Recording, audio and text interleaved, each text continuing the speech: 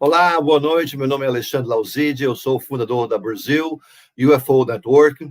Nós estamos aqui mais uma vez com uma live organizada pela UFO Piauí, lá do César Crispim, de Teresina, na verdade, Floriano, no Piauí, né?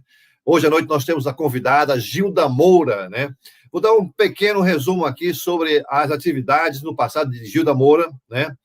Ela é psicóloga clínica graduada pela Universidade Gama Filho, no Rio de Janeiro, com equivalência na Faculdade de Psicologia e Educação da Universidade de Lisboa.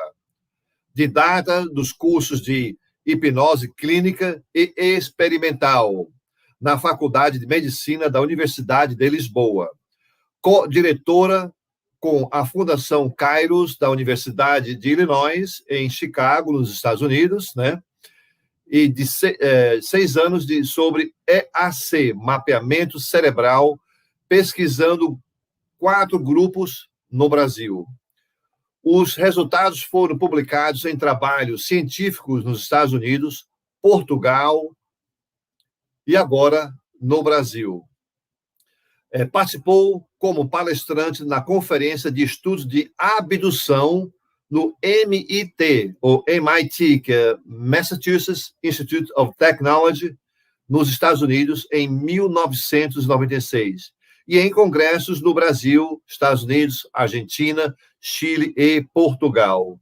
Autora dos livros Transformadores de Consciência, editora de Conhecimento, O Rio Soberano, da Record, editora do Conhecimento, e do Pacto dos Ancestrais, da editora Jaguatiraca Digital. É consultora científica, membro fundadora e anterior vice-presidente da Imaginal, Associação Portuguesa de Hipnose Clínica Experimental, e da Alubrate Portuguesa, e membro da diretora da Academy of Close Encounters Therapy, ou seja, a terapia de pessoas que tiveram contatos perto dessas entidades, a CCET USA, e consultora da revista UFO. Ela hoje nos traz o tema: quem somos nós? Contatos alienígenas ou herança cósmica? Pessoal, dei boas-vindas hoje à noite para a Gilda Moura, que está conosco. Boa noite, Gilda. Oi, boa noite, Alex. Boa noite, Vanderlei. Oi, boa noite, Vanderlei. Tudo bem? Boa noite, Gilda. Boa noite, Alexandre. Boa noite a todos. Nós estamos nessa campanha já desde março, quando começou a pandemia, né? Nós fizemos vários fóruns, agora nós estamos no final do ano com algumas lives especiais como a sua, né? E pedimos a todos que, na medida do possível, que estejam nos assistindo, a contribuir com cestas básicas para os nossos irmãos lá no interior do Piauí e do Maranhão. Realmente tivemos um grande resultado, né, dessa campanha, né? E estamos aqui com a ajuda, dessa vez, também nos trazer informação. Nós colocaremos ao longo da palestra da Gilda as informações de como entrar em contato com o César Crispim, da UFO Piauí, lá em Floriano, no Piauí. Ok? Então, Gilda, agora é com você. Mas ela vou minimizar a nossa imagem para a Gilda fazer a introdução dela e entrarmos na live já daqui a pouquinho. Tá bom.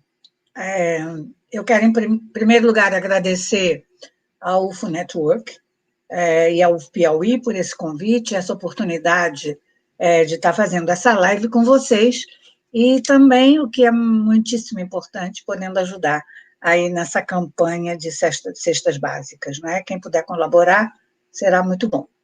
Né? Então, quando me convidaram para falar, e, na verdade, eu não tenho falado muito no Nordeste, num primeiro momento, eu fico sempre achando que as pessoas estão querendo que a Gilda vai falar de abdução. Só como eu já tenho atualmente um canal onde eu estou juntando todas as minhas palestras, que é a Gilda Oficial no YouTube, e que tem já bastante coisa sobre abdução, né? Eu resolvi hoje falar sobre alguma coisa que eu acho que é o que eu tenho observado nas pessoas que me procuram, nos casos que eu tenho, nesses últimos tempos, visto no Brasil, tá? E os relatos que vêm a mim, e essa dificuldade das pessoas discernirem, na verdade, o que é o quê? Porque está começando a haver muita mistura. Antigamente, eu pesquisava abdução por 30 anos, era muito mais fácil, apesar de ser muito traumático na época, mas era muito mais fácil separarmos, porque a abdução tem um padrão, tinha um padrão, na verdade, que tinha um princípio, um meio e um fim, e aquilo era repetitivo em todas as pessoas que tinham passado, com pequenas diferenças, ou dos seres, ou do que viam, do que ouviam, do que acontecia, mas seguiam aquele padrão dentro de um episódio. E como isso atualmente não está ocorrendo mais, eu já tenho relatado isso várias vezes em palestras, ou mesmo em outros vídeos que já estavam aí gravados, né, que a abdução mudou.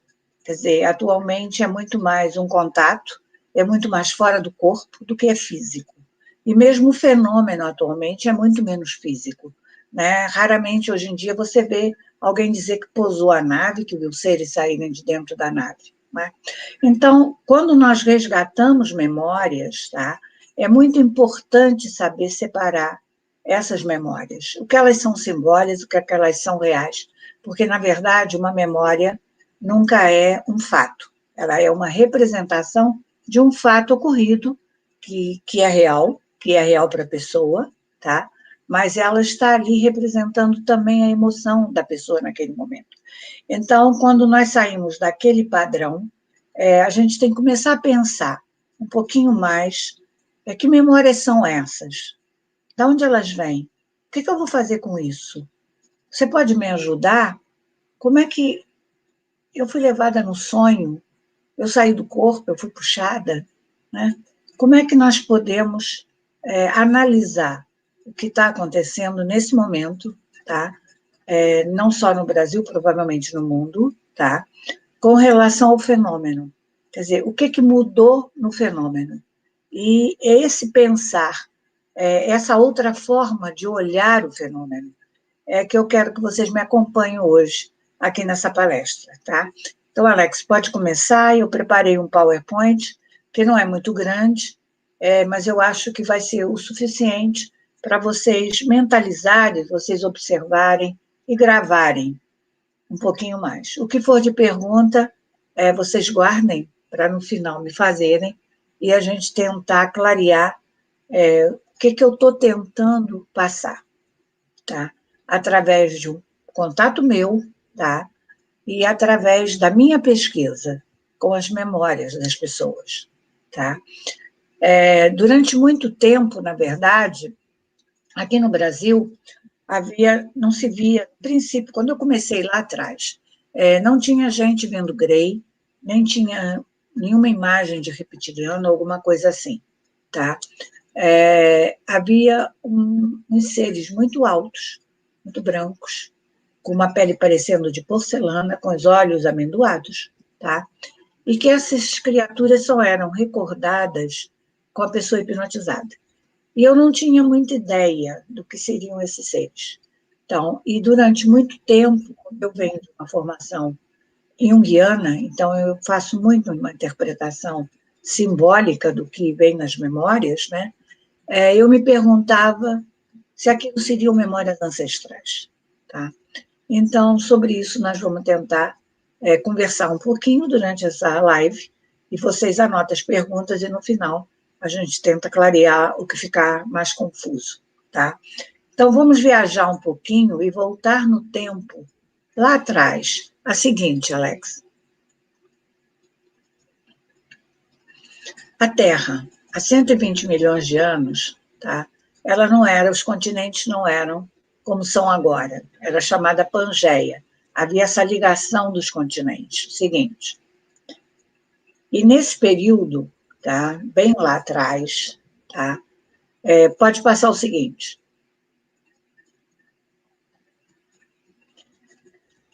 Nós vamos conhecer, e vai ser conhecido e falado dentro de toda a literatura esotérica, um continente chamado Lemúria, que teria dado início à nossa civilização, tá? Esse continente, o que eu vou tentar mostrar para vocês é uma diferença, na minha visão, pode ser que outras pessoas tenham uma visão diferente, e essa minha visão veio de uma experiência, tá? Muito forte. A diferença que eu faço entre essa Lemúria, que é falada pela Blavatsky, que é a Lemúria e a Hiperbórea, tá? Que se caracterizavam muito por essa instabilidade geológica, com muitos terremotos, erupções, e esses tremores que acabaram fazendo com que isso afundasse. Tá? Pode passar o seguinte, Alex. E esse continente que é falado hoje em dia, até hoje, pelos esotéricos, tá? Em muitos livros, inclusive pela própria Blavatsky, estaria situado aí, tá? Nesse lado da África, perto da Austrália. Tá? Isso seria Lemúria. Tá? No entanto, quando eu vou ter o meu contato, depois que está no meu livro O Rio Subterrâneo, que eu chamo A Noite Especial, em que eu vou ter um contato com um ser que eu chamo Ramon, uma pessoa física, tá? Nesse planeta. Tá? A primeira vez eu nunca tinha tido uma experiência de saída do corpo, tá? Nunca tinha me visto fora do corpo, nem no mental, nem no astral, de nenhuma forma. E eu perguntei a essa pessoa que quando eu quisesse me encontrar com ele, o que eu tinha que fazer. E ele me disse muito fácil, basta você pensar em mim. E aí a primeira noite em que eu faço isso, eu me deito, me auto-hipnotizo e começo a mentalizar esse ser, Ramon. Tá? De repente, eu começo a ver um giro em alta velocidade, aqui roxo e verde, que eu não sabia, porque eu não conhecia os chakras, não tinha noção disso, que estava girando aqui, em muita velocidade, e eu já me vejo voando em cima do planeta. E uma voz que me acompanhava. E nessa viagem, pode passar, Alex? Mais um, que tem um mapa, depois eu volto atrás para esse. Isso. E eu voando por cima do planeta, tá? Eu vejo uma imagem muito parecida com essa, não exatamente, tá? Era um continente que talvez não tivesse esses bicos, mas estava exatamente à esquerda da América do Sul, tá? Não estaria à direita, mas sim à esquerda. E como até aquele momento da minha vida, o único continente mitológico perdido que eu conhecia era a Atlântida. E eu começo a pensar na Atlântida. E a voz não me diz que não é Atlântida, nem me diz o que é. Só me diz assim, presta atenção, que está do lado esquerdo da América do Sul. Tá? Pode voltar um para trás. E aí, depois dessa visão, eu comecei a procurar em literatura, porque eu gosto muito de ir para a fonte, para as fontes originais. Não gosto nem de ficar em autores que vão escrever depois das fontes originais. E saí procurando muito sobre o que seria aquele continente que eu tinha visto, que estava do lado esquerdo das Américas. Tá? E o livro que eu vou encontrar, que justamente vai me mostrar, e que bate para mim como verdade, porque eu acho que quando a gente busca as coisas, o importante é se bate no seu coração como verdade ou não. Pode não ser a verdade universal, pode não ser a verdade real, tá? Mas passa a ser a sua verdade. E sendo a sua verdade naquele momento do seu caminho é importante. Tá? Isso é bom que vocês considerem, quando eu estou falando de memória, esse fator. Tá? Então, eu vou achar esse livro desse coronel inglês, que teria sido oficial na Índia, e aonde num templo ele teria encontrado essas tabuletas na Cálice, tá? Que seria um povo que teria vindo da Birmânia, vindo do leste. Nesse momento também, se vocês recordarem, no outro slide em que eu coloquei a Blavatsky fala da Hiperbórea. Tá? A Hiperbórea era lá no alto, no Ártico. E outra coisa que me mostraram, além desse continente, tinha sido feito uma enseada no alto, lá no Ártico.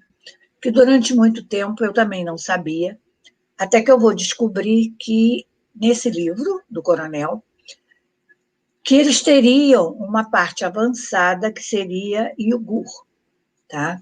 E que estaria situado lá na ponta da Mongólia. Tá? Então, foi isso que eu consegui descobrir lendo esse livro. Foi me batendo muito tudo como verdade, como Mu, a Terra-mãe, da onde teria saído toda a raça, ou toda a civilização do planeta. E, principalmente, o que mais ficou forte para mim, né, foram os símbolos que já eram usados naquela época. O seguinte. Alex, pode passar o seguinte. Esse eu já mostrei. Então, aqui, falando um pouquinho mais da terra de Mu, que eles teriam uma cultura muito rica, tradições, destacando a importância que ela teve nas civilizações, e eu acho que principalmente com relação à parte da consciência. E ainda mais a relação com o deus solar, tipo Ra egípcio, tá? Que seria já esse vestígio dessa religião original do povo de Mu. E que o sol seria realmente a morada dos deuses. E aí nós vamos falar de um disco solar enorme de ouro, que nós vamos ter também toda uma tradição inca, em que haveria esse disco, tá? Já também aqui na América do Sul, que provavelmente teria sido trazido pelos remanescentes de Mu, quando o território de Mu teria desaparecido. Geologicamente, se você procurar, até hoje há uma guerra sobre isso. Quer dizer, disse que não existiu esse território, que no Pacífico não existe vestígios de que teria submergido um território desse tamanho ali. No entanto, dentro das tradições, né, você vai ver muitos livros, vocês vão achar muitas relações, inclusive que tanto a Ilha de Páscoa quanto Maui, no Havaí, tá, seriam remanescentes desse território de Mu. E há outros livros, inclusive Rosa Cruz, que vão colocar que muitos deles não só fugiram para a América do Sul quando submergiu esse grande continente, mas como também entraram pela Califórnia, e muitos desses mestres atualmente estariam lá no Monte Shasta. Isso são outras histórias sobre toda essa possibilidade da existência dessa civilização. Se ela é real, não é real, se prova ou se não prova, para mim, naquele momento não fez diferença. Eu vi o continente, tá? Eu fui levada ao passado, fora do meu corpo, e vi esse continente. Logo, esse continente tinha alguma coisa de importância para mim. Eu teria que descobrir o que eles ensinaram, qual foi a importância da existência desse continente, não só na minha história, mas também no futuro da humanidade, tá? Vamos seguindo. Bom, aí os anos passam, né? E eu já começo a fazer toda uma pesquisa de abdução, né? Me especializo bastante nisso, porque eu tinha uma coisa na época que era, eu queria acabar com aquela dor, eu queria acabar com aquele trauma. Eu não me conformava das pessoas voltarem da abdução traumatizadas.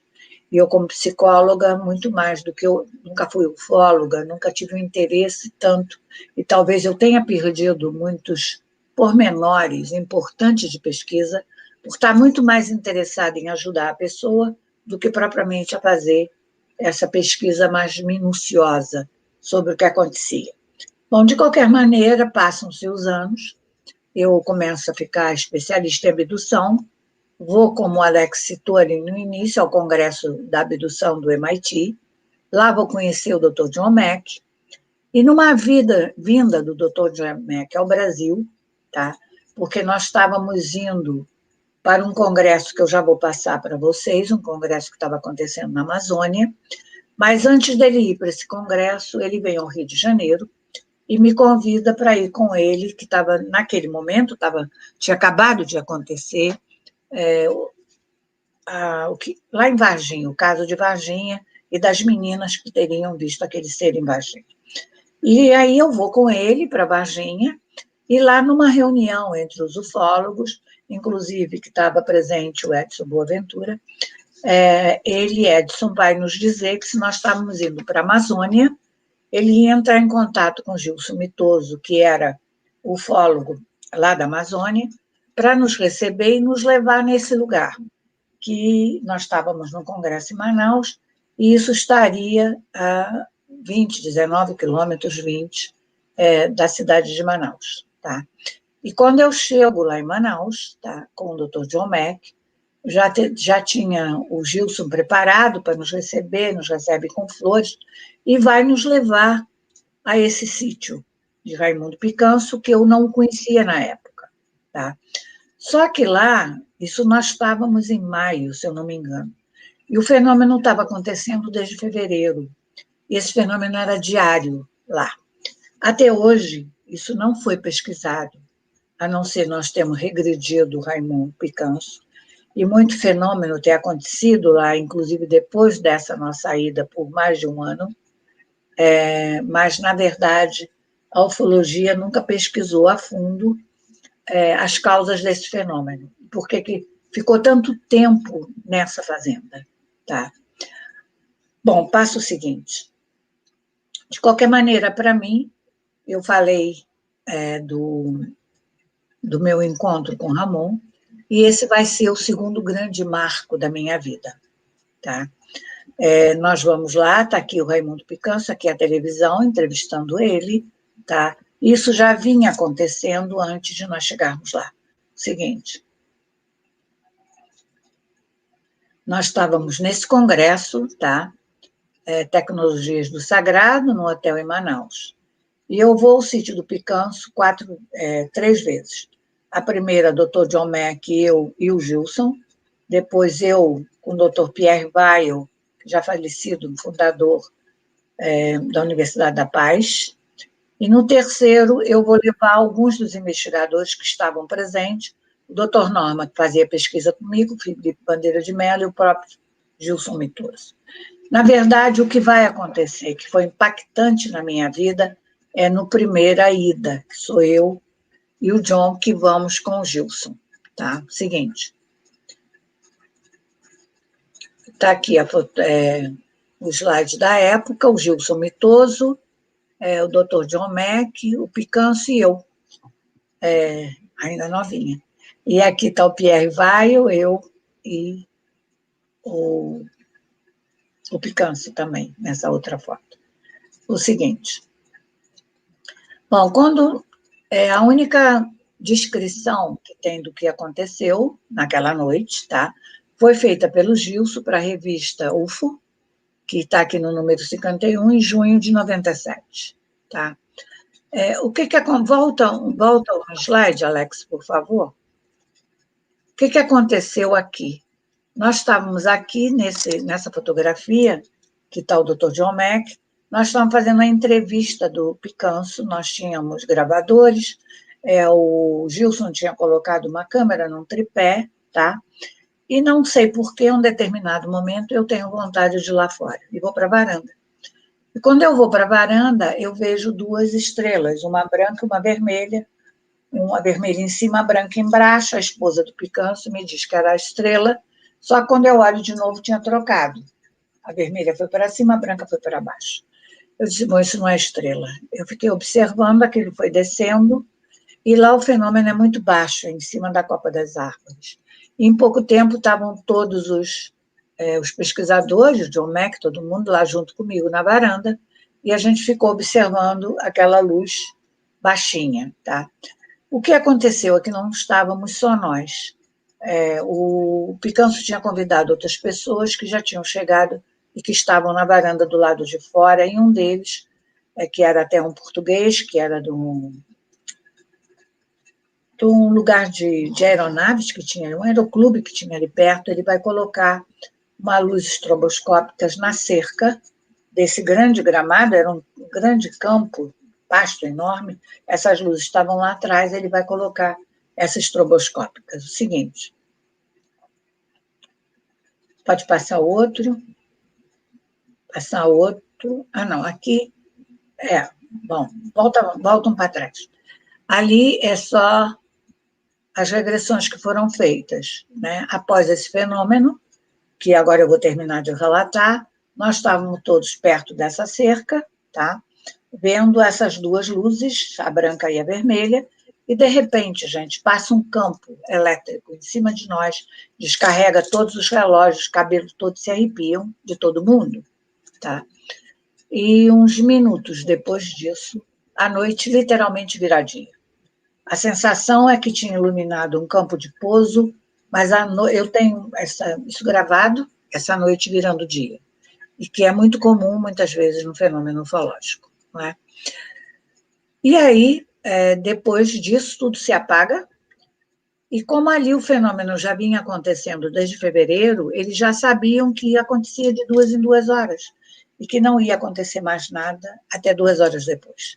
Então, a esposa do Picanso foi fazer jantar para nós, eu fico do lado de fora, John Mack entra e regride o Picanso, tá? E quando eu entro, ele estava já regredindo o Picanso, apesar do Picanso falar inglês, estava pedindo para o John Mack trocar comigo, e eu troco e eu continuo a regressão dele, tá?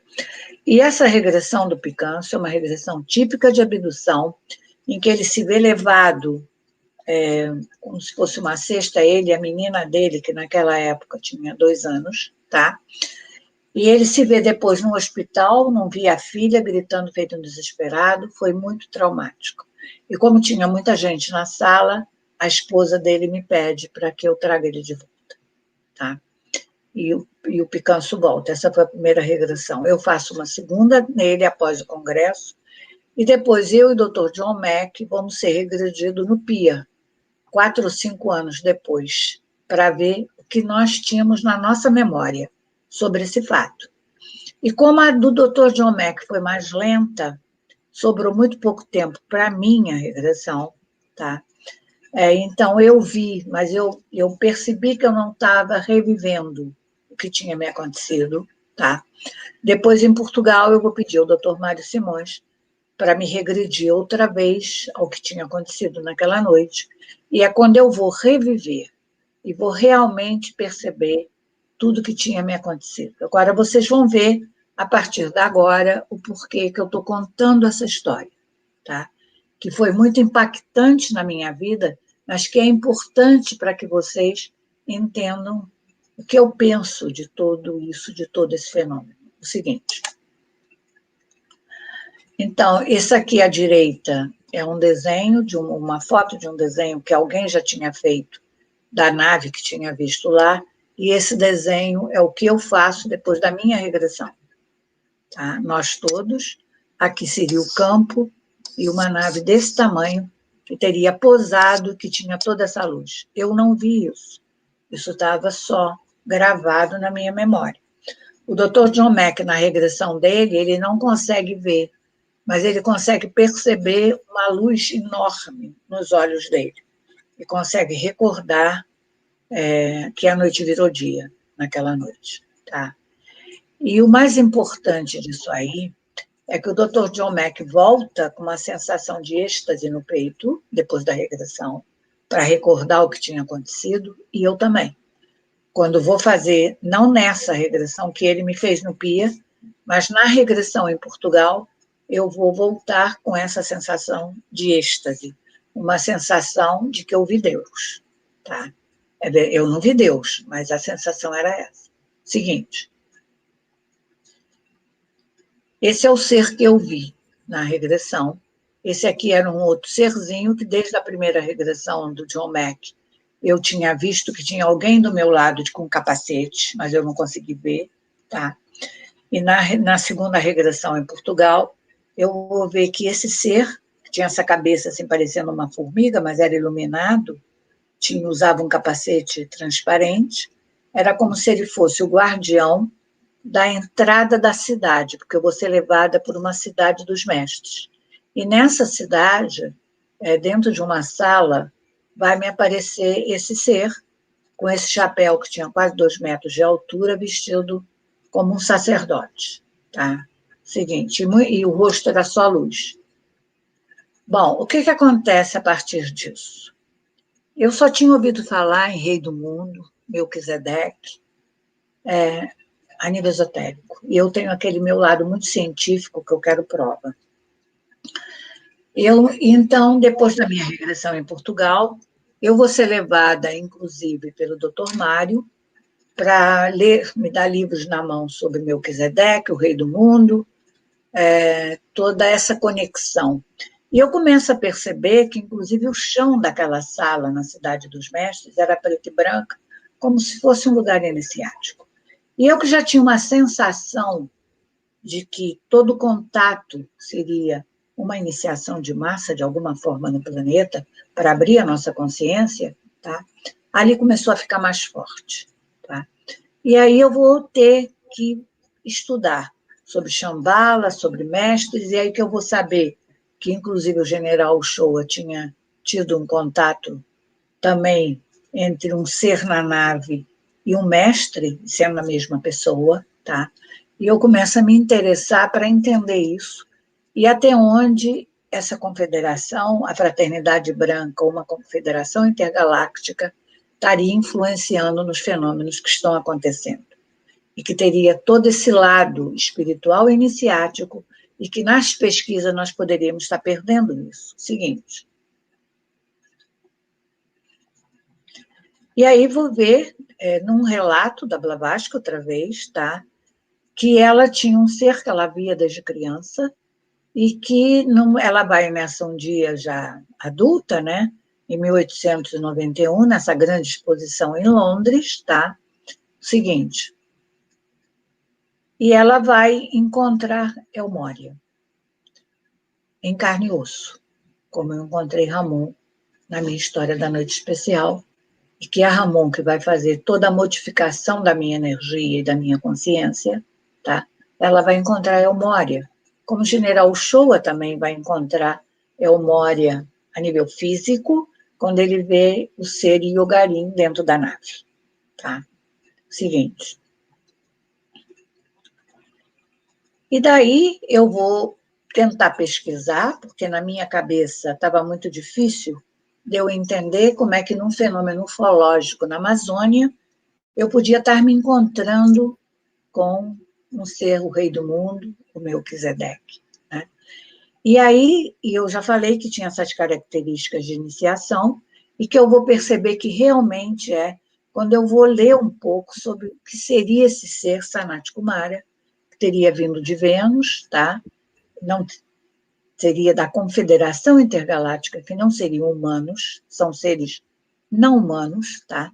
Que teriam vindo para a Terra acelerar com outros Kumaras. E numa regressão do Dr. John Mack, eu vi esses três chapéus, 3 capacetes triangulares, tá? Fixando-os em Shambhala, que estaria no deserto de Gobi. Só que eu estava na Amazônia, gente. Então, para mim, isso começou a ficar confuso, até que eu vou descobrir que tem tradições dizendo que essa energia teria vindo para cá, para a América do Sul. Não é? Seguinte.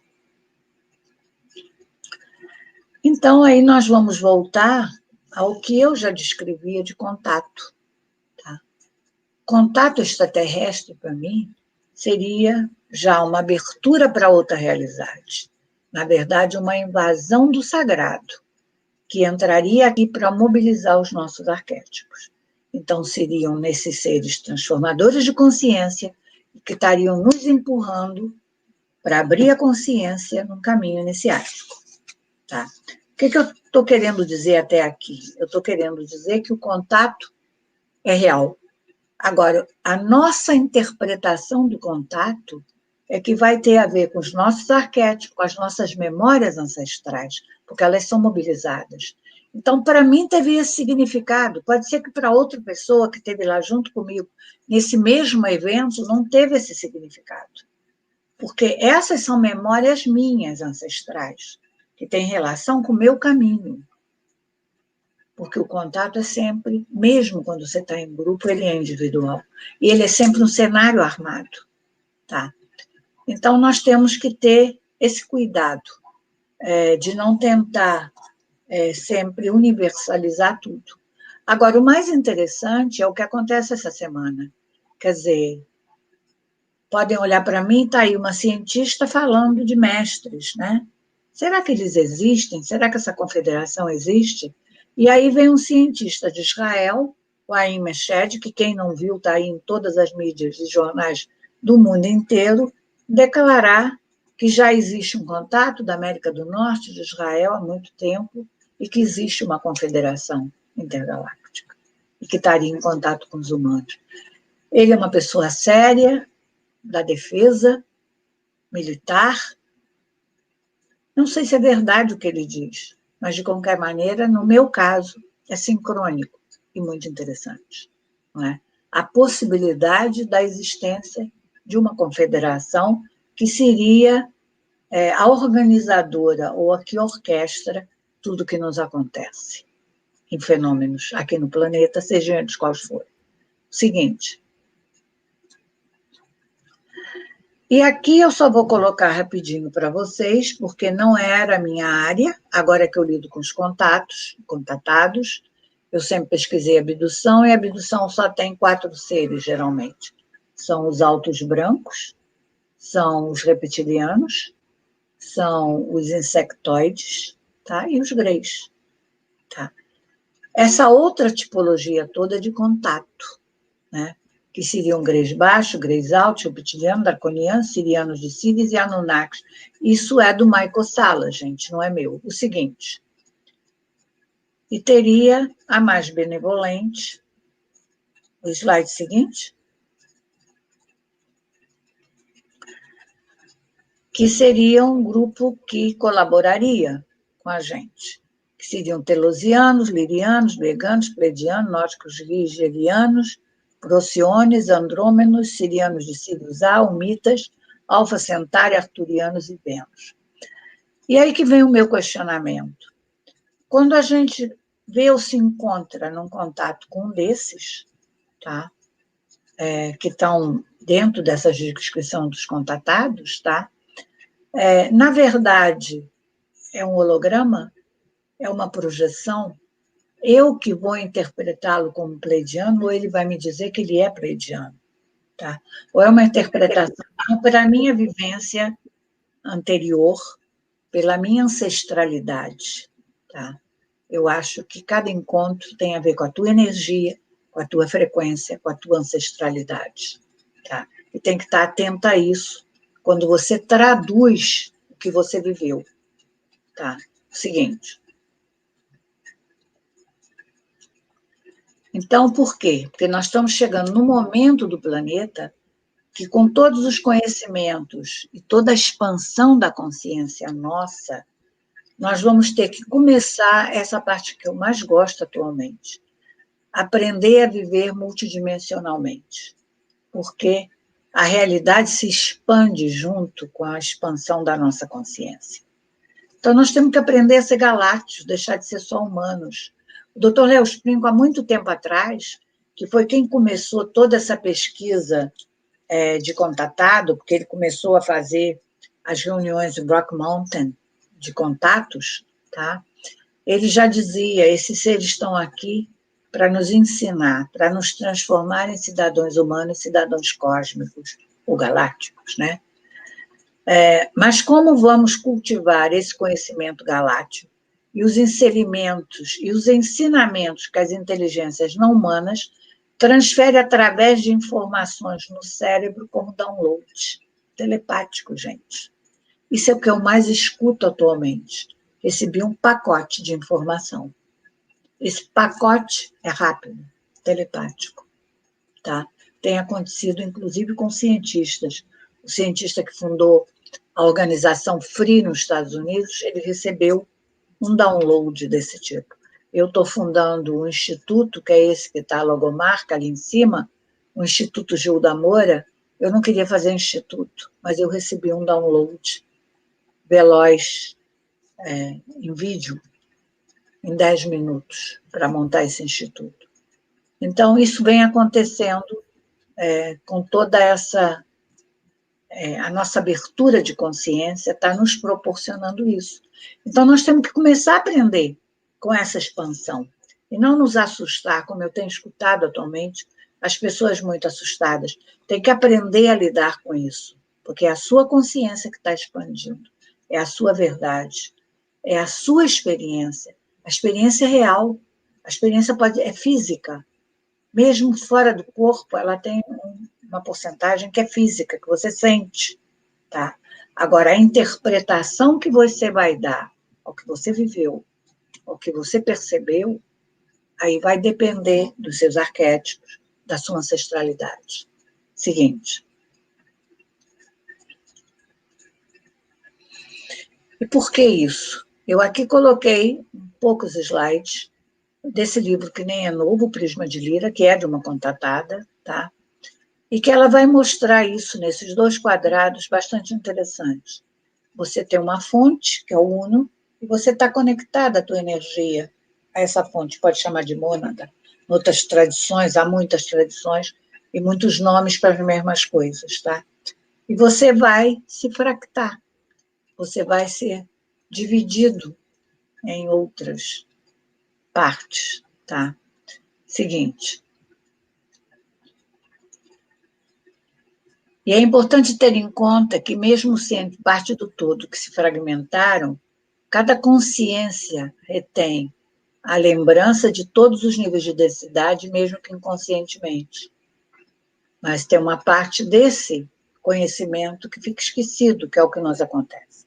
Então, à medida que a nossa consciência vai se expandindo, a gente vai tomar consciência dos nossos outros eus. Por isso, a pergunta no início da palestra, quem somos nós? Eu acho que nós conhecemos muito pouco quem somos, tá? E quantas partes nós podemos ter espalhada por outras dimensões ou por outro tempo no universo. O seguinte. Então, você, quando vai se tornando quântico, tá? É aquele fora do tempo.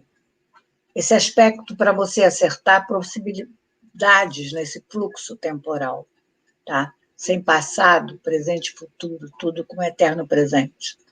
Mas como você, nessa hora, você não tem ego, porque o ego, a gente precisa dele nessa terceira dimensão, mas ele não pode ser o senhor, ele tem que ser submetido ao teu eu superior, tá? E quando você está num fractal, você está pelo universo, você não tem esse ego. E o seu princípio organizador, que por forma de ter outro termo, você pode chamar de eu superior ou quântico, é que vai te levar para a experiência. Esse é um livro de Miguel Mendonça, que escreveu também junto com Bárbara Lamb, que é uma amiga minha, sobre os híbridos e a possibilidade das existências de híbridos no planeta. O seguinte. E a partir daí, nessa parte toda que eu coloquei, que você tem que se tornar, você vai perceber que você tem uma exoconsciência, né? Que a Rebeca, que eu conheço, que já escreveu, inclusive, com Juliano Posati, um livro sobre exoconsciência. Quer dizer, o que é essa consciência? Essa consciência que pode acessar conhecimentos contidos na não localidade. Então, essa exoconsciência pode beber disso, desde agora, por esses aprendizados recolhidos pelos seres universais ao longo de sua jornada evolutiva. O que significa isso? Que esse meu eu, essa minha consciência expandida, ela pode se juntar, se conectar imediatamente, tá? Não local, com qualquer outra parte do universo, com qualquer outra inteligência do universo não humana, tá? Agora, a gente tem que só ter consciência do seguinte: você vai conectar o que estiver próximo à tua frequência. Você não vai se conectar além de. Não vai achar que porque você tem essa facilidade, que você está ouvindo a voz de Deus, ou de um ser muito superior. Você vai ouvir o que a tua frequência estiver pronta para. Tá? O seguinte. E aí, depois de tudo isso, né, eu venho da psicologia, e daí já dava meus cursos há muito tempo, tá? Baseada no Ken Wilber, que é um dos pensadores mais importantes dentro da psicologia transpessoal, E um livro do Ken Wilber chamado Transformation of Consciousness foi o grande achado para me começar a entender o que estava acontecendo com os abduzidos quando eu estava pesquisando. Por isso mesmo que um dos meus livros se chama Transformadores de Consciência, né? E, para minha surpresa, o ano passado, tá? Um dos que fazem parte do Instituto dos Estudos do Ken Wilber, ele cria esse Exo Study Institute, que seria um novo olhar sobre o extraterrestre, um novo olhar sobre o alienígena. Tá? Então, quer dizer, Exo Study vem de fora, externo, é o estudo metadisciplinar de todos os fenômenos anômalos que estão fora dos nossos modelos atuais de explicações e visões da realidade. E dentro disso, de meta, tá? O Deepak Chopra, que muitos aqui conhecem, ele já teria escrito um livro novo chamado Meta Humano, que, para mim, todo contatado, que se desenvolve bem, expande bem a consciência, equilibrado, organizado, e consegue viver tranquilamente com a mente em duas realidades, na 3D e na outra, tá? Na sua real do eu superior, se vai se tornando um meta-humano. Tá? Então, seria uma metadisciplina para a gente estudar esses fenômenos. O seguinte. Então, esse Exo Studies une todos esses estudos, avistamento de OVNIs, encontro com inteligências não humanas, fenômenos paranormais, poltergeist, experiências anômalas, como abdução em contato, alterações do tempo e espaço, todas as formas legítimas de seres e fenômenos que causam estranheza, vivendo em um multiuniverso multidimensional, povoado, eu não consigo ler o final, porque está para baixo, para mim. Mas, resumindo, o Exo Study abrangeria todo o estudo de todos os fenômenos estranhos que acontecem com o ser humano.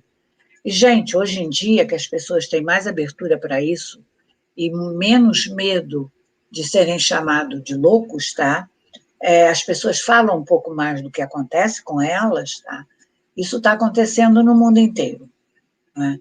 E por isso mesmo que o Exo Study já está com um olhar mais sério. Pode passar o seguinte, eu vou colocar esse olhar como dividiria esse estudo para nos facilitar, tá?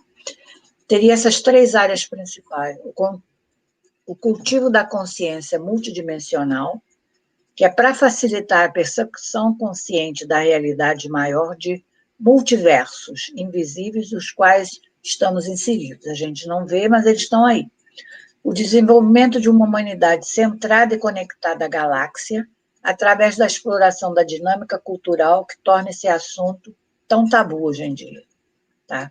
E o estabelecimento de uma metaciência integrativa capaz de dar sentido não reducionista à ampla gama de fenômenos exo, para os quais já temos evidências bastante sólidas. Não é? Seguinte, para tornar essa nossa área do saber um pouco mais científica. Né? E ele é muito interessante porque ele vai abranger tudo. Então, ele vai dividir em 3 domínios, que é desde a época de quem vê fada, seres que seriam os chamados extraplanetários, seriam os galácticos, e os celestiais, como os anjos, arcanjos e outros. Tá? Então, você teria a possibilidade de acessar ou ter contato em qualquer um desses 3 domínios. Tá? Seguinte. Mas esses seres com a aparência deles, né? Por todos os estudos, nós temos humanoides e não humanoides, tá? Qualquer corpo ou forma que não se pareça com o humano. Seguinte. Mas o que esses seres estão querendo aqui? Para esse estudo da Exo Studies, teriam 4 tipos. Seriam uns que são só intrusos, uns que são manipuladores, um que vem nos ajudar e outros que só vêm observar. Tá? Mas Michael Salas, que é outro ufólogo, também vai concordar com esses tipos. Tá? Seguinte. Quem são esses seres, gente? Quais são as hipóteses? É isso que eu estou aqui questionando desde o início dessa minha live. Tá? Então, aqui tem uma lista de todas as hipóteses que já rolam por aí. Poderia ser extraterrestre, extradimensional, viajantes temporais, pode ser governo secreto, psicossocial está só na sociedade, na nossa mente, luzes da Terra, como os terremotos, uma hipótese intrapsíquica, uma hipótese cocriativa, uma inteligência artificial, uma civilização separatista e, por último, que é a que eu gosto mais, uma hipótese integrativa, em que vai se tentar juntar todas essas hipóteses numa única possível e importante, tá? Justamente para a gente conseguir entender. E aqui o mais importante, esses contatos, esses seres são reais, tá? Eles são reais e não reais, eles são físicos e não físicos. Estão entre duas realidades, a dimensão física e dimensões paralelas. Essa característica de duplicidade paradoxal está presente na maioria dos encontros relacionados aos fenômenos. E aí isso vai me lembrar que Dr. John Mack, ele vai ser acusado, perseguido lá na Universidade de Harvard, e vão fazer com que ele junte cientistas importantes, não só psicólogos ou psiquiatras, mas também da área da física ou de outras, da hard science, tá? Para fazer um estudo do que seria abdução. Não é?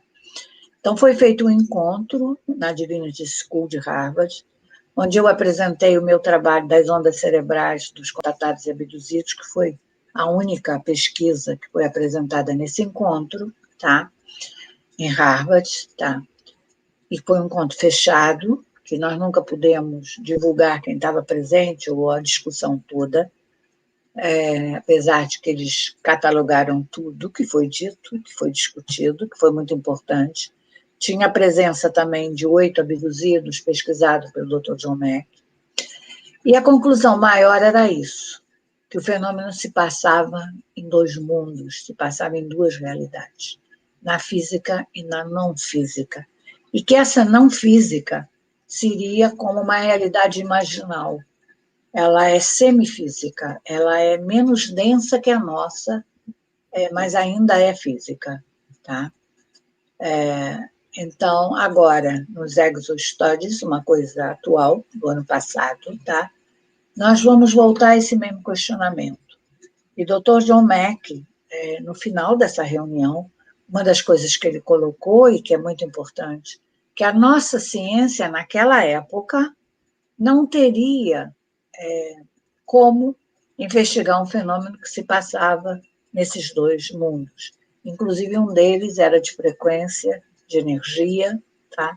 E que energia era essa? Eu me lembro que no fim da reunião era a grande pergunta: essa energia é igual Ti?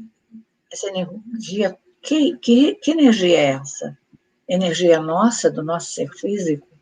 Ou que frequência é essa? Tá? E por incrível que pareça, como os cientistas nunca quiseram realmente ajudar nessa pesquisa, até hoje nós continuamos sem resposta. Que energia é essa? Que frequência é essa? A nível científico, a nível alternativo já tem muita coisa, tá? Mas eu estou dizendo a nível aceito pela ciência, né? Então, o Dr. John Mack, quando falece, que ele é atropelado lá em Londres, ele estava tentando construir uma metodologia, tá? Para fazer esse estudo, que pudesse estudar o fenômeno nessas 2 realidades, na física e na não física. Tá? O seguinte. Então, para terminar a live de hoje, para abrir para perguntas de vocês, tá? Nós temos que estar consciência disso nesse momento. Tá? Nesse alvorecer de uma nova era quântica, apresenta-lhe o paradigma radical que você não é seu corpo ou a sua situação, mas sim pura energia, pura consciência. Você existe em um multiverso holográfico, interconectado, na qual você está literalmente pulando de um universo paralelo para outro, em todas as escolhas que você faz. O que isso quer dizer? Que cada vez que a gente abre a consciência numa determinada escolha certa, você pode estar mudando o seu futuro, porque você acessou uma outra vida sua, paralela à que você vive aqui, você nem percebe. Você troca de vida, troca de linha sem perceber. Então, hoje em dia, é abertura para isso, para quem somos nós no mundo físico, tá? Nesse estudo de realidades e frequências, tá? E de outros mundos, é que nós temos que estar com a mente aberta, essa consciência expandida, e consciente de que nós não somos só esse corpo físico, esse euzinho, tá? Na verdade, nós somos o nosso interior, a nossa frequência, é um fragmento de alguma coisa muito maior, e que esse fragmento tem consciência quando ele está fora do ego. E consciência desses multiversos, consciência dessas outras realidades, consciência dessa possibilidade de alcançar passado, presente e futuro, tá? E trazer essas informações para o nosso presente, tá? E é isso que eu queria passar para vocês, porque isso, para mim, nesse momento, é o principal, principalmente em todas as novas experiências que as pessoas estão passando, que são bem diferentes de todas as anteriores, ou mesmo dos padrões da abdução anterior. Tá? Alex, acabei o PowerPoint. Agora podemos conversar.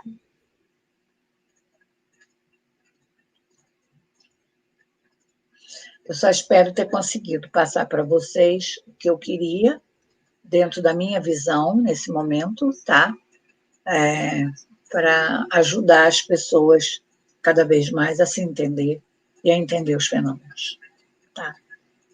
Perfeito. Eu estou emocionado e muito agradecido pela sua palestra de hoje à noite, né?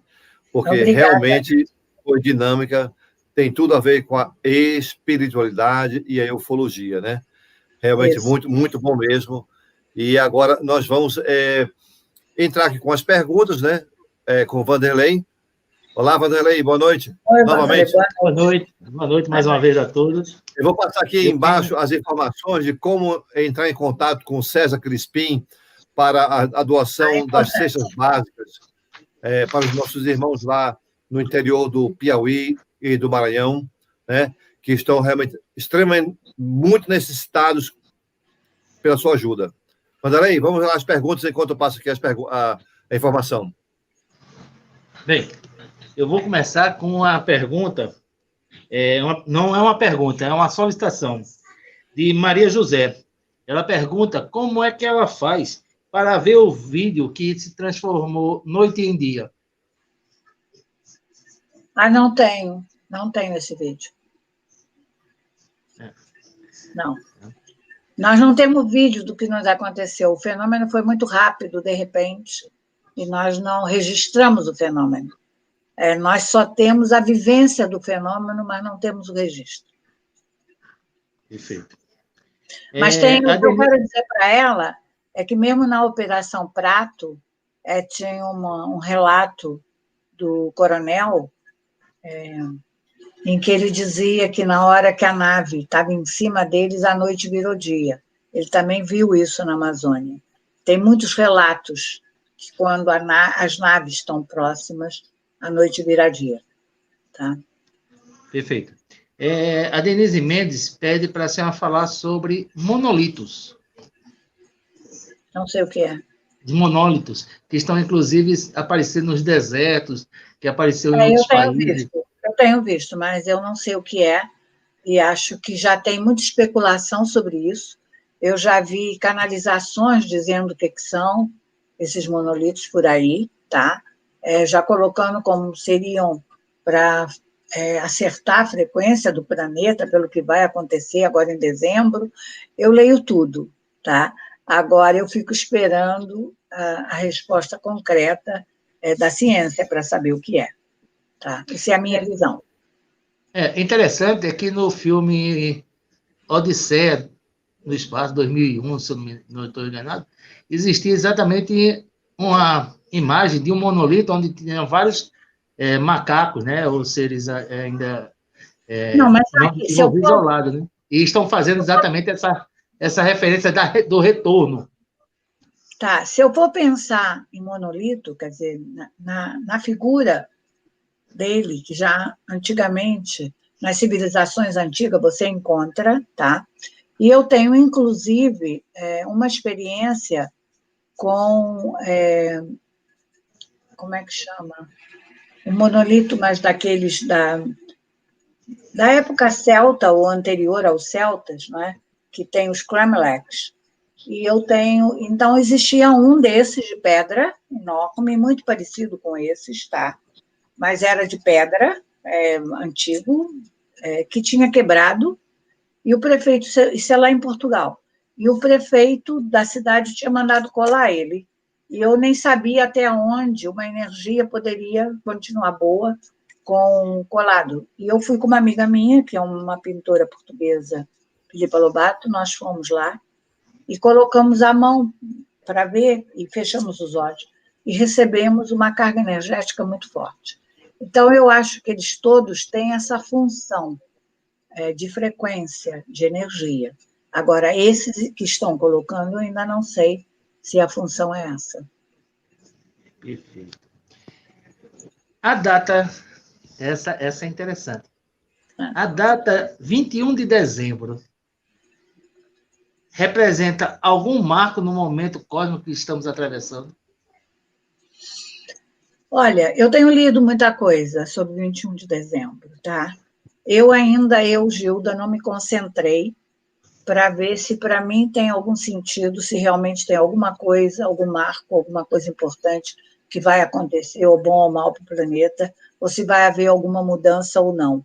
Eu sei que é um momento sempre forte, porque é o solstício ou o equinócio, eu nunca sei, que entra, né? Aqui de inverno, na Europa de verão, né? E que isso, na tradição celta, era importante, nas culturas e nas ordens esotéricas também.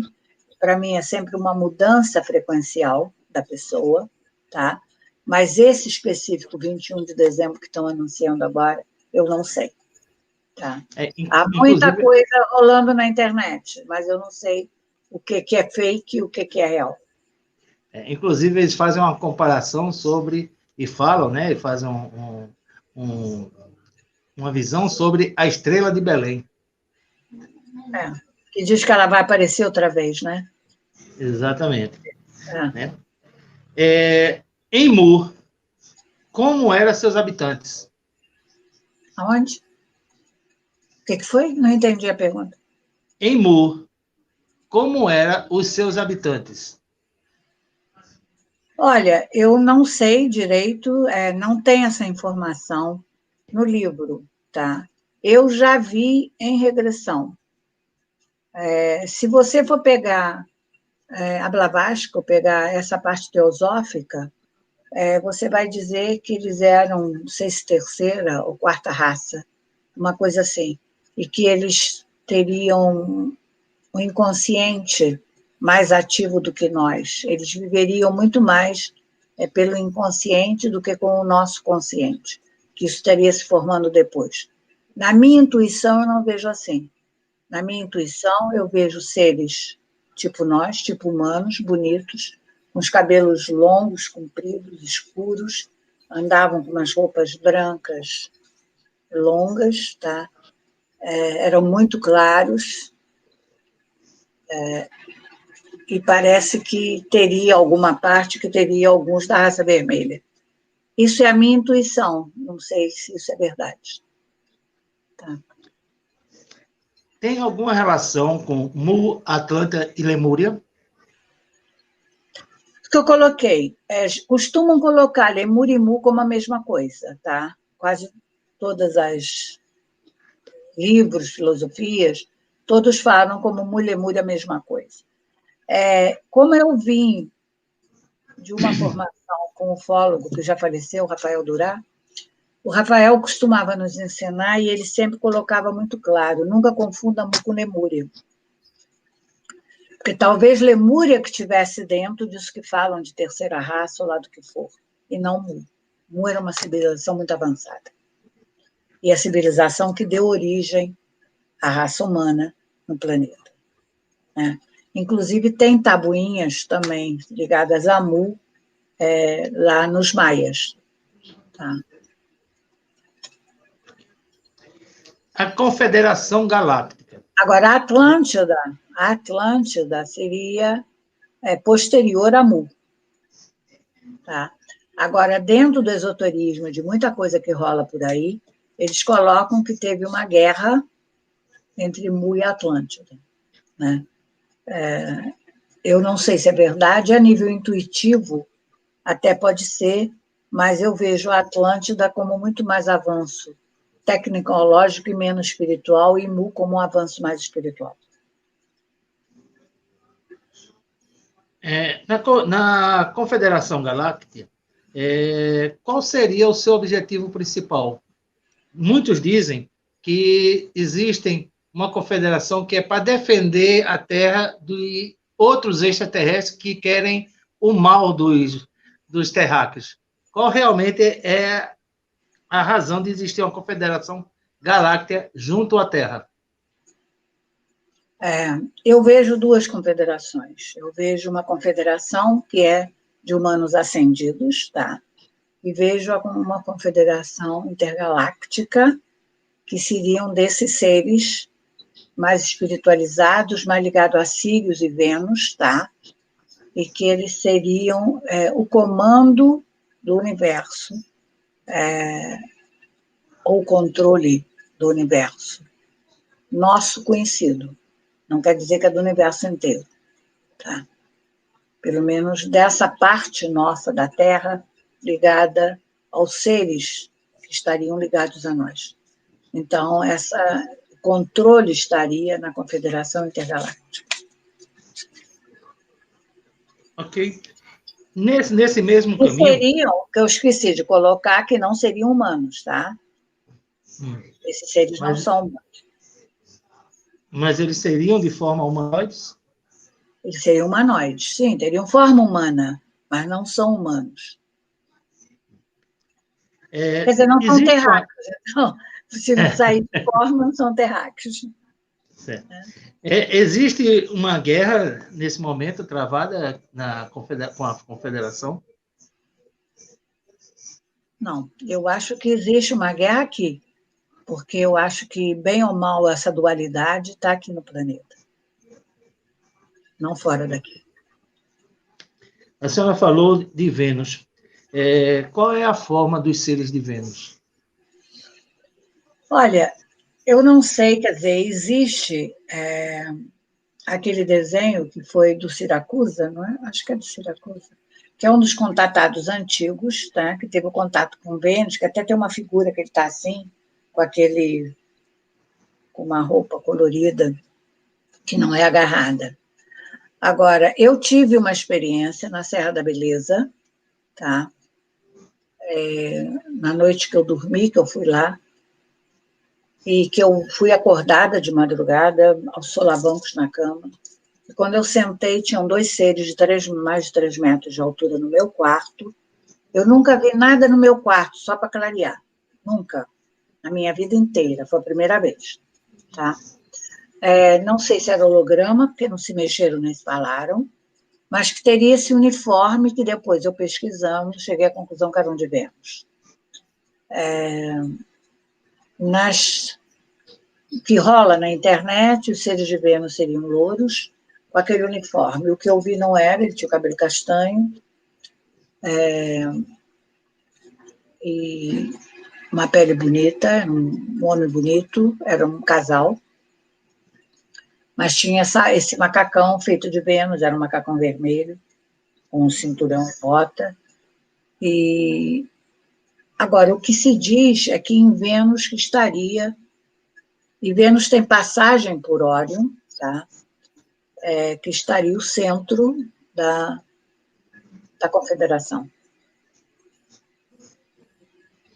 Okay. Isso bate aquilo que eu coloquei numa hora da palestra, tá? O que você lê seja de A, B, C ou D, seja na internet ou que seja, aceite só o que bate para você como verdade. Então, eu estou passando o que bate para mim como verdade, não quero dizer que seja a verdade, entendeu? Perfeito. Exatamente isso é o que pergunta mais uma pessoa. Ela gostaria de saber o que é ser galáctico, o que precisa e o que muda na nossa vida. Eu acho que ser galáctico é a gente começar a ter essas experiências de 2 níveis, você conseguir viver na 3 dimensão, na tua vida comum, de casa, de filho, de pagar conta, de trabalhar, e tem uma outra parte sua que já consegue viver no que nós chamamos eu superior, tá?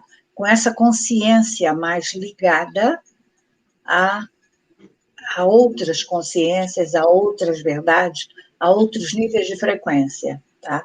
Aí você se torna galáctico e você tem acesso imediato, tá?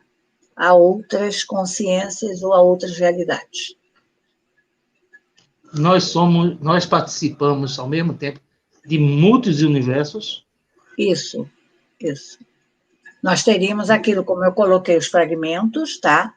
Você poderia ter partes suas em outros universos. Eu não digo outros universos, mas pelo menos noutros sistemas aqui, ou noutros planetas. Né? E como nós controlamos isso ou como temos conhecimento disso? Como se controla? Como? Sim, como nós temos o conhecimento que nós estamos hoje participando do terceiro e da quinta dimensão, por exemplo. Porque para mim é pela análise do que você recebe, do que você toma conhecimento, tá? Você tem que filtrar tudo que você acessa, todos os downloads ou o que seja.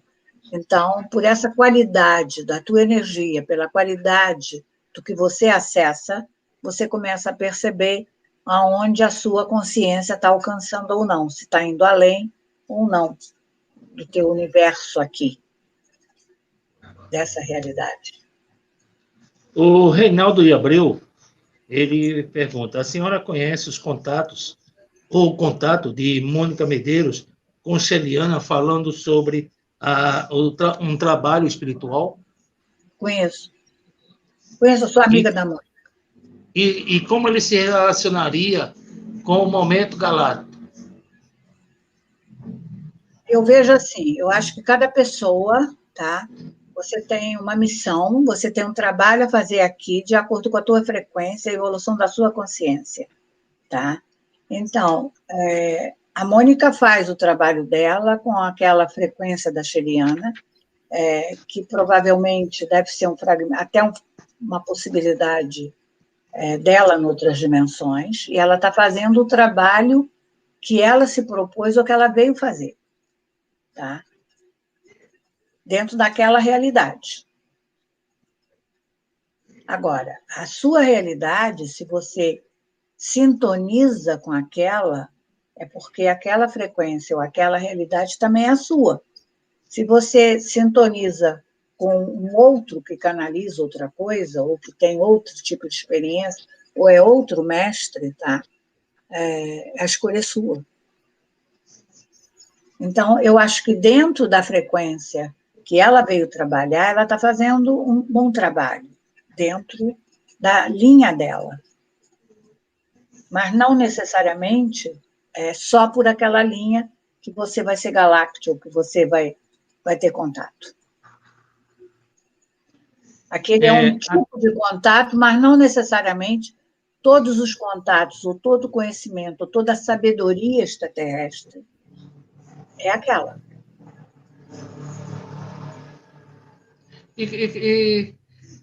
A Dani, né, nesse exatamente de saber... Só um minuto. Rafael Durá já dizia o seguinte, você tem a sua verdade, tem a minha verdade, mas existe a verdade.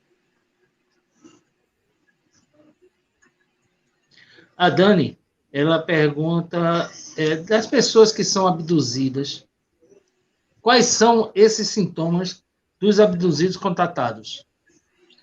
É uma lista enorme de sintomas. Um deles principais, a pessoa começa a ter, não gosta de escuro, tem aversão ao pânico de determinados lugares, pode desenvolver também pânico mesmo, tá?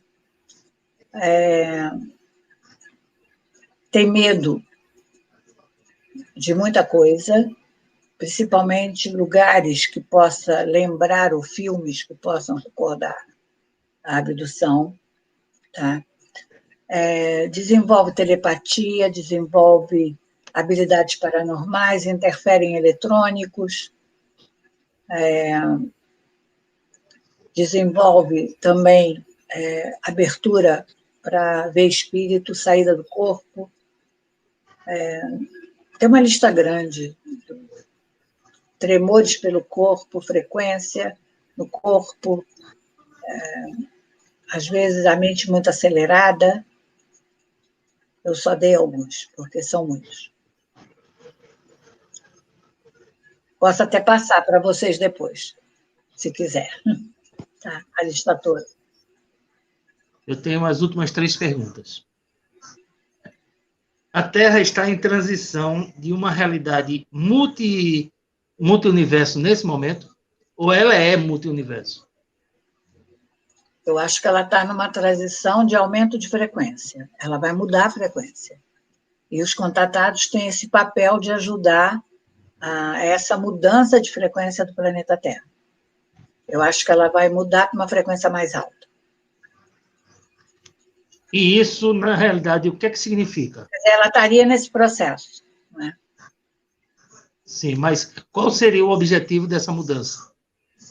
Eu acho que é para termos um mundo melhor, abrir mais a nossa consciência, criarmos uma Terra com mais amor, inclusive. Porque a frequência... Tem uma coisa muito importante. Qualquer frequência alta, tá? Ela destrói a negatividade.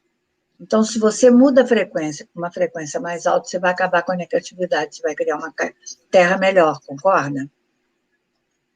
Perfeito. Então, seria exatamente o cumprimento de uma passagem da Bíblia? Aí eu não sei qual é a passagem da Bíblia que você está se referindo. Não, exatamente que a Terra herdará, né, pessoas bem mais evoluídas, onde não existirá mais as guerras, fomes, etc. No meu livro, que atualmente, ele quando foi publicado, que é o único livro de ficção que eu tenho, quando ele foi publicado, ele foi chamado O Segredo de Velasco. Ele agora é o Pacto dos Ancestrais, tá? Ele vai colocar exatamente o fim desse livro, é de ficção, mas com base real, vai colocar essa transição. Quer dizer, o que acontece com a Terra no momento que ela acender, né? Que a frequência mudar, né? A gente passa a não ter mais essa parte negativa, porque não pode existir frequência alta com negatividade. A negatividade, a frequência alta, destrói a negatividade. Ok. A Maria José, ela pede para falar sobre os seres híbridos que hoje estão aqui na Terra, entre nós. Eu acho que tem muitos seres híbridos aqui na Terra entre nós, tá? Inclusive, eu falei durante a palestra da minha amiga americana que escreveu o livro Encontre os Híbridos, que é a Bárbara Lamb, tá?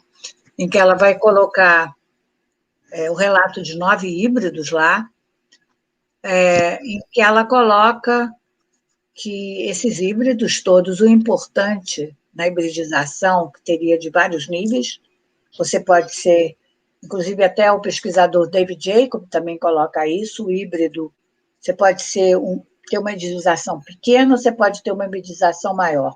Um híbrido muito elevado já seria quase um extraterrestre, porque ele teria as potencialidades praticamente de um extraterrestre. Então, acredito que a maioria dos híbridos que estão por aí não estão nesse nível, tá? Pelo menos a maioria que se conhece. Mas acho que dentro de todo esse processo de hibridização, que vem acontecendo há muito tempo, tá? E a abdução mostra isso, nós temos já muitos seres especiais, muitas crianças especiais, nascendo aí, porque provavelmente já tem algum nível de hibridização, tá? Pelo menos de mudança de frequência, mudança de consciência, mudança de inteligência, tá? Então, eu acho que existem já muitos híbridos no meio de nós, e que nós não sabemos que são híbridos, porque a maioria dos híbridos verdadeiros, eles não dizem que são híbridos. Ok. A última pergunta, e muito interessante. A doutora Gilda Moura, ela já foi abduzida? Não. Eu fui contatada, eu contei que eu fui contatada. Eu fui contatada 2 vezes, que são 2 marcos muito fortes, que foi na minha casa, né, que está na noite especial, e essa da Amazônia. Mas eu ali não fui abduzida, eu fui contatada, eu fui levada para uma cidade dos mestres, onde me foi ensinado muita coisa. Já que a senhora falou, agora uma pergunta minha. O que seria a Cidade dos Mestres? Eu deduzo que é uma cidade dos mestres. Para mim seria Shambhala, que é descrito, não pelo que dizem aqui no Brasil, que Shambhala é a capital de Agartha, para mim não é. Para mim o conceito de Shambhala é o tibetano. Shambhala é o país dos mestres, e que tem uma capital que não tem nada a ver com Agartha. Então, para mim, a Cidade dos Mestres é a cidade onde estão esses seres ascendidos, juntos com alguns da Confederação Intergaláctica. E é lá onde se preserva todo o conhecimento do planeta. Então, dentro da tradição tibetana, inclusive, é colocado que quando a Terra começa a ficar com os conhecimentos muito misturados e já não mais tão autênticos, tá? Shambhala começa a mandar ou intuir pessoas para o retorno à autenticidade do conhecimento. É como se em Shambhala, com os mestres, estaria guardado esses conhecimentos principais. E quando você passa por iniciações, uma delas você tem que passar pelos mestres, e tem que passar por Shambhala. Assim é como eu vejo. A arquitetura dessa cidade, ela é futurística ou é uma cidade normal? Para mim, quando eu fui levada na regressão que eu faço com o doutor John Mack, em Portugal, eu entro na nave, e da nave tem um alçapão assim, que para na rampa da cidade. Tá? Naquele momento, eu sinto que alguma coisa muda. Eu não sabia se era o tempo ou se era a dimensão. E eu fiz eles me regredirem para lá e para cá para que eu pudesse perceber. E eu percebi que, para entrar naquela cidade, o que mudou foi a dimensão. Tá? Então, a Shambhala, essa cidade que eu fui, tá? Era branca, tem muitas cúpulas de cristal. Você pode chamar de futurista, não sei. Mas a cúpula, por exemplo, da sala que eu estava, não era futurista, era de cristal, mas era em gomos. Não me lembrava uma coisa de futuro. Me lembrava mais uma coisa de moderna, mas de passado. Bem, eu tenho aqui várias pessoas agradecendo pelas informações, pela brilhante palestra, né? Muito esclarecedora. E eu encerro aqui as perguntas, agradecendo a todos a participação. É contigo agora, Alexandre. Está de parabéns, doutora. Tá, obrigada. Olha, eu tinha várias perguntas, mas todas foram respondidas aí, porque a audiência realmente estava muito ativa e perguntando aí, o Vanderlei ajudando aí na seleção das perguntas, né? Doutora Gilda, realmente a sua palestra foi gratificante, realmente iluminada, né? Informações fantásticas sobre a parte científica e a parte espiritual da ufologia. Porque eu acredito que nós somos seres de luz vivenciando uma experiência humana aqui na Terra, né? Então, essa nossa história aqui de ser humano aconteceu muito tempo atrás. Nós estamos aqui somente de passagem. E esses nossos irmãos galácticos já vivenciaram essa experiência e já estão num outro nível. Estão retornando aqui para nos auxiliar, nos ajudar a compreender que o nosso planeta foi construído para abrigar a vida, né? E nós não podemos destruir da forma que nós estamos fazendo, em todos os sentidos. É assim que eu vejo.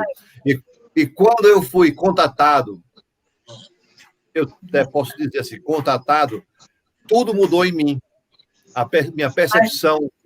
Mas se você não muda, não foi real. Exatamente. Exatamente. Entendeu? Tudo mudou em mim. E eu sou levado assim, orientado a divulgar isso em todos os meios que nós podemos.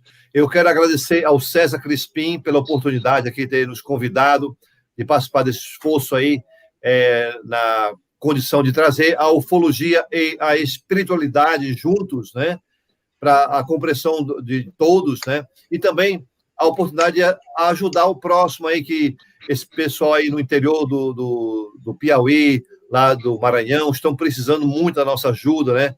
Essa campanha que nós estamos fazendo já desde de março, né? Tem dado resultados fantásticos. Eu quero, assim, passar aqui a informação de como entrar em contato com o Crispim, né? Caso queiram ajudar e saber mais sobre o projeto, né? Aqui está o contato dele, né? Lá em Floriano, no Piauí, né? Quando eu estive no Piauí, eu perguntei ao pessoal, aqui é quente? Ele disse, olha, aqui cada um tem um sol, é tão quente, mas o calor humano é muito maior. Eu fui muito agraciado e, assim, assim, grato mesmo pela oportunidade de estar lá dando palestra. E eu tenho certeza, doutora Gilda, que depois, quando tudo passar, essa pandemia, nós vamos nos encontrar lá em Teresina, né, que é lá onde o Crispim faz os fóruns internacionais de ufologia e espiritualidade. Doutora Gilda, as suas considerações finais agora, depois eu passo para o Vanderlei. Tá, muito obrigada outra vez a vocês, tá? Obrigada a todos que participaram pelas perguntas. Eu quero dizer que eu tenho uma dificuldade. Como eu sou psicóloga e faço uma pesquisa bastante do lado científico, tá? Eu raramente, mesmo que as perguntas sejam em direção para que a contatada responda, de um modo geral, quem responde é a psicóloga, tá? Se a contatada fosse responder, muitas dessas perguntas, eu daria uma explicação enorme, muito mais ligada à frequência ou às coisas que eu penso. Mas como as coisas que eu penso ou que eu sei do meu contato, tá? Como eu disse várias vezes durante a palestra, é a minha verdade, tá? E eu tento não passá-la sempre mais já com embasamento científico, tá? É por aí. Eu estou dizendo isso porque algumas perguntas eu respondi curto, quando teria uma resposta muito maior, tá? Vanderlei. Bem, eu queria só eu queria agradecer novamente a doutora Gilda pela brilhante palestra. Algumas pessoas aqui estão pedindo, inclusive, algumas informações sobre seus trabalhos, certo? Se tem um contato junto ao Instituto ou alguma forma de ver todas essas palestras. Olha, o Instituto mais uma vez, agradecer tanto a Crispim, ao Alexandre, a todos pelo grande projeto que estamos realizando. Tá, obrigada a você, obrigada ao Alex, mas deixa eu colocar essa informação. O Instituto tem um site que ainda não está completo, mas já dá para ter bastante informação, que é institutogildamora.org, tá? Para entrar em contato, tem um e-mail chamado gmcontatados@gmail.com. Os livros, o último slide era os livros que você tinha me pedido, a gente não passou, na verdade. Quer dizer, o último, que é o Pacto dos Ancestrais, você pode encontrar em e-book pela Amazon, ou mesmo físico, na internet, com facilidade. Os outros livros meus você só encontra no site da Editora do Conhecimento. Aí está, Instituto Gilda Moura. Moura.org. .org. .org. .org. Deixa eu atualizar aqui. Só um momento, para que todos possam... Só um momento.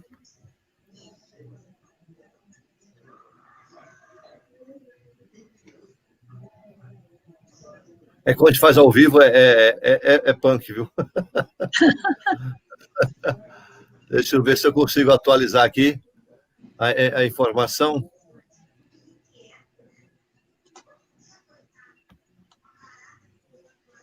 Aqui eu já vou aqui já atualizar. Você tem algum WhatsApp, algum número que você queira disponibilizar? Não, tem o que eu falei, que é o e-mail, gmcontatados@gmail.com. Vamos lá. Então, institutogildamoura.org. Isso. E o e-mail... Ok. E-mail... gmcontatados... gmail.com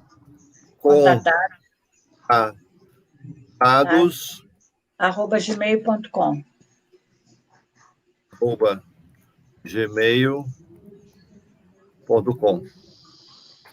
Os livros, o Pacto dos Ancestrais, tem na internet, até na Amazon. Tem e-book, tem papel. E os outros 2 livros, que é o Rio Subterrâneo, Os Transformadores, a Editora do Conhecimento, no site. Pronto, então, aqui está, então, www.institutogildamoura.org e e-mail, né? gmcontatados@gmail.com. É isso aí? É isso aí. Ok. Pessoal... Desculpe, o áudio aqui está falhando para mim. Mas tá bom para mim. Desejo a todos tá bom para você, doutora Gilda. Um bom final de semana. Obrigada. E obrigada a vocês, tá? Mais uma vez, obrigado a todos aí. Parabéns mais uma vez pelo programa, pelas cestas básicas, toda essa ajuda que vocês estão fazendo. Vamos ajudar aí o pessoal do interior do Piauí, do Maranhão, né? Isso é importante nesse momento, vocês não têm a menor ideia. Em todo o Brasil, não é só no interior do Maranhão e Piauí. Muitos de nossos irmãos brasileiros estão passando extrema dificuldade decorrente dessa pandemia aí, sem precedentes, né? Então, eu vou encerrar agora com a nossa vinheta, né? Da Brazil UFO Network. Quero agradecer ao César Crispim aí, da UFO Piauí, por ter dado essa oportunidade aqui para todos nós, ajudar o próximo, ok? Isso aí. Obrigado, doutora Gilda. Vanderlei, obrigado também. Obrigada Vou a aqui vocês. nosso encerramento. Boa noite a todos. Boa noite. Boa noite, até mais. Boa noite. Até mais.